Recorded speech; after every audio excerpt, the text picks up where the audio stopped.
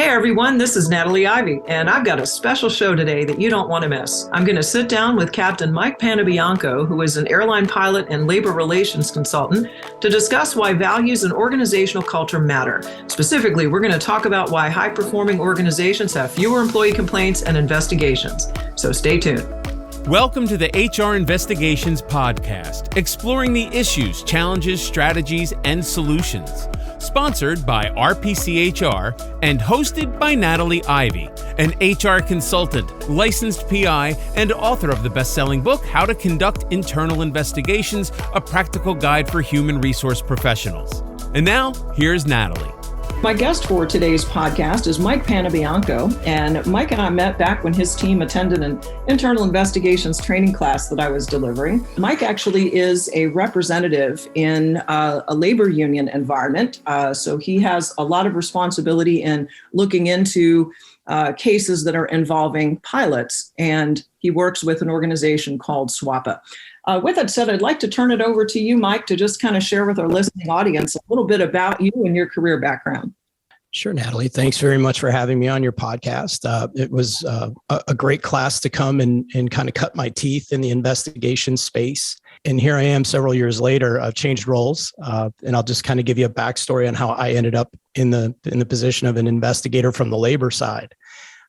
I grew up in a family-owned business. We had probably 15 employees when we started out when I was a young kid, and it was a family farm, and it ended up growing into a shipping business of over 150 employees. So I saw farmers learn with their foreheads how to run a business, hire people, and deal with all the labor issues that come along with that when you don't have any expertise and no HR department. So I did get a lot of exposure to that as a younger man, and but my heart's always been in flying airplanes. So I gravitated towards the airline business and ended up in the 90s working for a company that no longer exists. But I facilitated a CRM class, which basically helped crew members work together more effectively to improve safety and avoid costly incidents, accidents, and foster a good team environment. Mm-hmm. After that, as you can imagine, 9/11 changed the landscape for us a little bit. Instead of two people not letting an airplane hurt them, now we had to worry a little bit more about workplace violence in the form of terrorism. And a shift in focus came for me. I kind of wandered off into the counterterrorism world and started to learn skills and strategies on how to prevent that.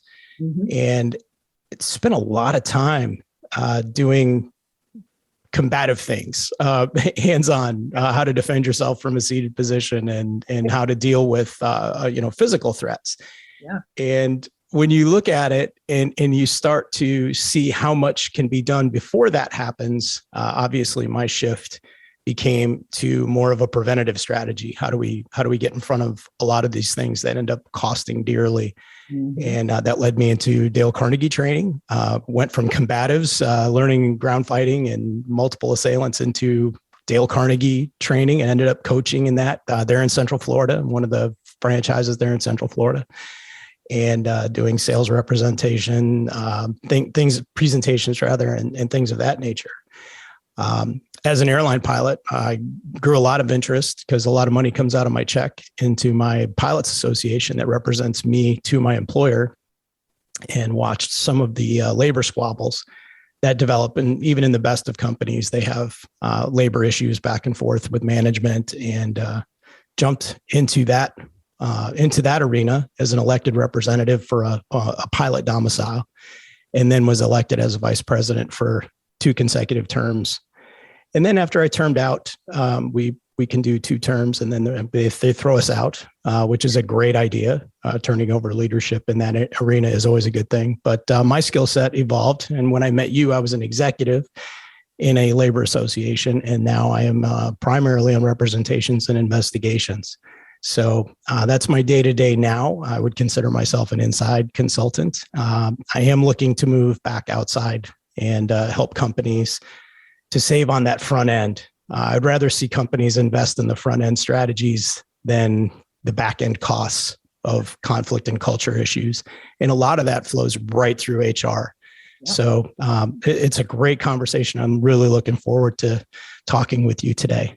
Thanks for having me on. Yeah, thanks so much, Mike. And as you know, and your team that I've spent some time with over the years, is the best investigation is the one that you don't have to conduct. Isn't that right? Absolutely. Sometimes the conflicts, the issues, especially when we're dealing with a labor contract, the issues that emerge are usually just not following contract. And so a lot of supervisors will be put into positions, leadership roles, and they make decisions that are not necessarily going to be aligned with the contract. And then we have grievances and so on and so forth.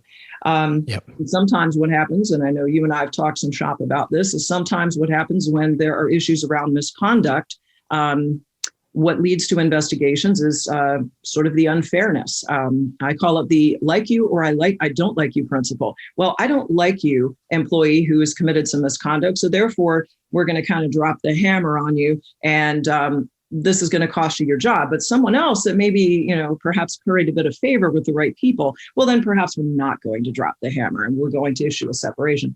So there's a lot of that. And, and often that raises a whole lot of issues in the HR side with Title VII of the Civil Rights Act, allegations that we're making different decisions based on protected characteristics, such as race or color or national origin, religious faith, and so on and so forth. And so, that's the stuff that is that front side thing that you're talking about. And I'm right there with you, brother, right there with you. So with that, let's kind of dig in and let's talk about, some of the trends and some of the things that you're kind of seeing, Mike. I'd like to have you share with our listening audience, maybe some specific things with case types or issues and conflicts, if you can kind of generally talk about some things that have created some investigations. Sure. Well, I think there's there's 2 or 3 glaring issues that I see repeatedly when you look at, even regardless of the union or basic employment environment. I think the one thing that is always missing is a very clear communication of the strategy, of the values and the culture of the company. This is how we behave. There's that overriding, that overarching principle. This is how we treat one another here. This is how we will behave. This is how you will be successful here. And sometimes that is either on a poster on a wall that nobody will ever see, or in a policy that people check off before they, log into their computer and they say, please check all the policies and acknowledgments that you need to do for this year. And they never see it. Right. It's never communicated very well. So the expectation really isn't that great. And then the next place I see it is when you have managers, leaders, supervisors that are not well trained and don't understand Title VII, don't understand social media policy, don't understand guidelines for employees or a policy manual for employees. They don't even know what's in it, but they're out there enforcing it. Right. So the lack of awareness and the lack of training, and the other side of it, and this is where I do most of my work, coming from the pilot training background, coming from the law enforcement training background, coming from the self-defense training background. You can't just talk about it. You can't just, and a friend of mine, a guy named Gary Klugowitz, is a career trainer in this field in conflict management. Fireside chats are great, but you have to have a fireside exercise. It can't just be a bunch of people sitting around saying, hey, when this happens, this is probably what you should do, because they're ruling out all the human element of it. And to draw the best, excuse me, sorry, my COVID lung is catching up to me. I have one good lung and one COVID lung, so we'll be through this as best I can. But we see this in the pilot world a lot. If anyone had seen the movie Sully, how they grilled him and just barbecued him for landing in the river, and they had all these people do the simulators after the fact. Of course. But they all knew they were going to have an engine failure. They all knew they were going to try to turn back to LaGuardia. They all knew all the factors coming. People don't work that way. Right. Conflict doesn't happen that way in the real world. People duck it. They let it go by. they just pass it off because it's uncomfortable. We're not good at it. And that's, we'll spend hours and hours and hours training people on how to use Microsoft products or Google products or whatever we use for Salesforce, but we don't teach people a human operating system. We don't teach them conflict the way it is done at work. Mobbing happens every day. Bullying happens every day. Sexual harassment happens every day. Yeah. We've never immersed people into an environment where they can be successful, not only as a frontline operator, as an agent of your business, but as a supervisor who's expected to maintain order with all the policies and all the procedures that they bring into their jobs. I think training is a huge hole in that. And then sadly, I think the last thing I'll touch on there is accountability. Yeah. Like you said, some people they'll drop the hammer on someone they don't like, and they'll let someone skate, someone that they do like skate. Mm-hmm. And when the integrity is shattered, I'm here to tell you that the cost of that incident alone may cost you hundreds of thousands, maybe millions in the legal arena. Yeah. But what you lose in your culture is something that you can't put a price tag on. Yeah. Because your culture is what holds you together when bad things happen to your business. Mm-hmm. And when you allow integrity issues and favoritism and these type of issues to filter down, you will crush your culture. And you need your culture when bad things happen, because bad things happen to all businesses. They all, you will have a fight for your survival at some point. Mm-hmm. I'm in a 22-year career with one company that I would literally give my life for. Mm-hmm. On multiple levels. And that's culture. That's something that you can't buy. Right. It has to be earned. It has to be earned.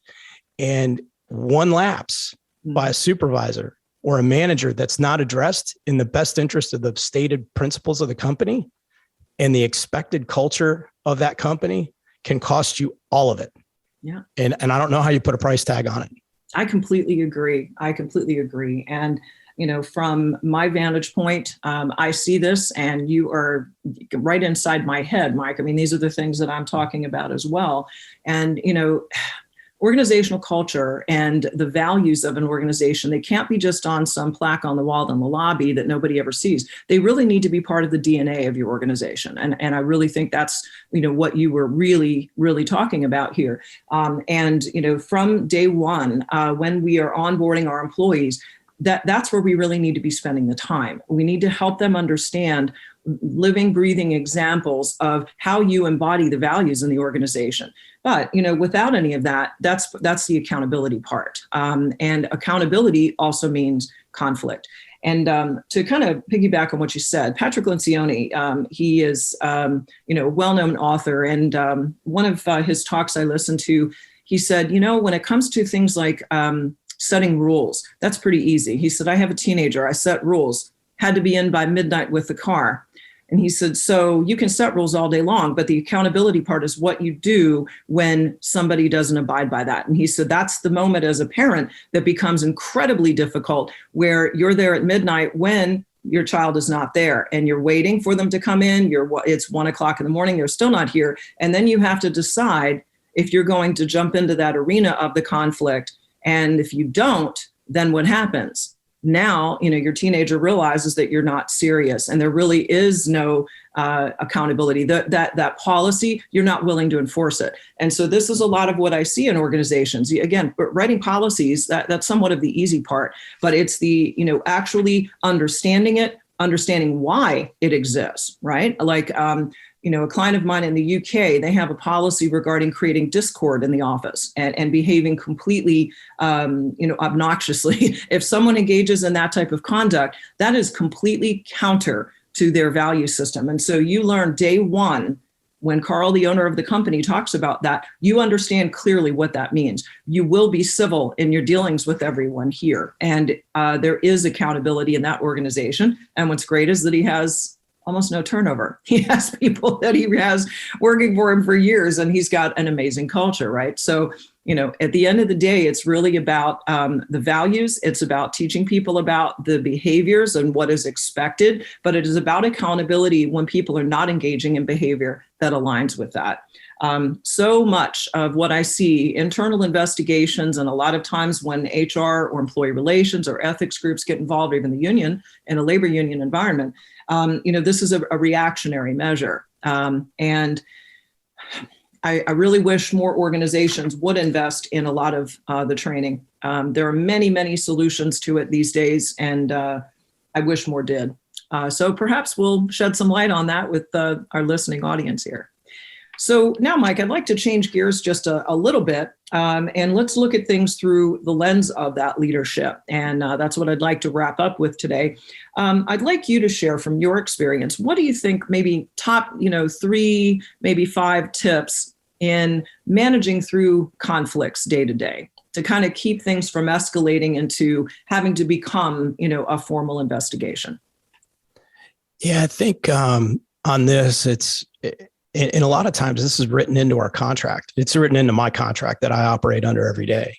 Mm-hmm. And it's, handle conflict or discipline mm-hmm.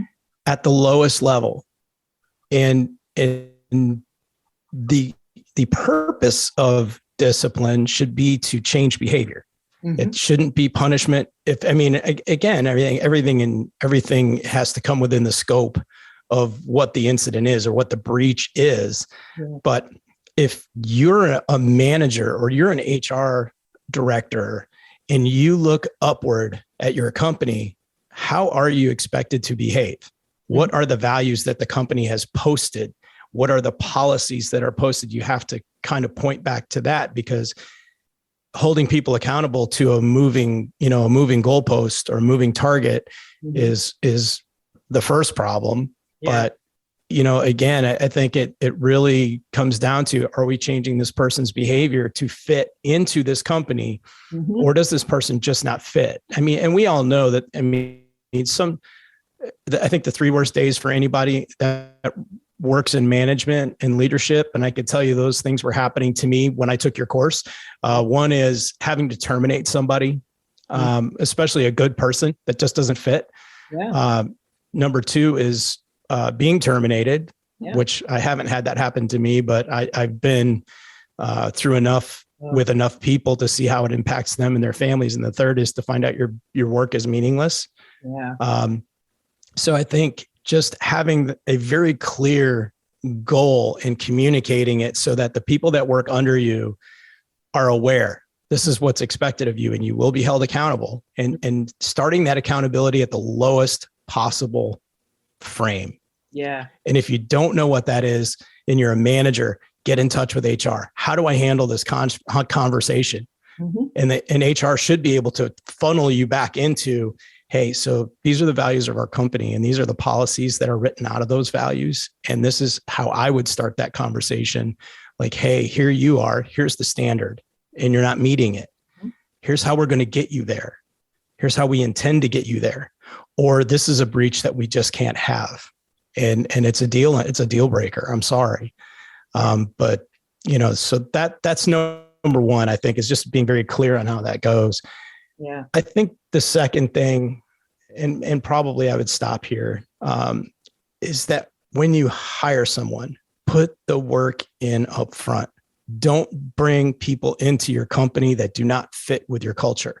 Yeah. Do not bring people into your company that are going to create constant problems for your managers. Don't promote people into management that have no experience. I can't tell you how many times I've seen the good old boy system bring somebody up that they may be a great person, but they have no leadership ability. You're right. They want to be everyone's friend. If you want to be everyone's friend, sell tacos. Yeah. Because I can tell you, I will be your friend on Tuesdays and probably Saturdays, because those are the 2 days that I always give myself the excuse. But bring in the right people. Educate until people want to throw up. I don't really want to hear about your values one more time, but if you're going to tell me about them, go ahead. It's almost to the point where it's nauseating. The company that I've worked for a long time, they talk about the golden rule all the time. You can't say it enough. Yeah. Yeah. Because it creates an expectation of behavior. Yeah. And then, ensure the accountability. You just have to be consistent, because if one person gets hammered and the other person gets a slap on the wrist, you just murdered your culture, and that's going to cost you insanely. So that clarity has to go from the top of the organization all the way through the front line. And it's your job as a leader to look up and make sure you understand what that is, and then transmit down and across, and then relay back up the chain when things aren't working.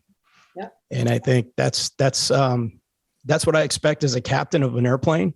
I expect everyone to be in line with what we're supposed to be doing. And when something's not working, I expect to hear about it, and I will work on resources to get it fixed. That's just good leadership. I think we all have bad days. We all have days we wish we'd done better. But if everyone's striving for that, excuse me, if everyone is striving for that, I think your organization has a really good shot at being successful in keeping those costs down. I'd rather put the money on the front end than on the back end. Absolutely. And I look at it as, really effective risk management, because when you have those things happening, then you have the ability to attract talent because they want to work for this type of organization. You certainly will be able to retain your talent. But what it also does is it creates an environment where issues are really resolved at kind of that lowest level.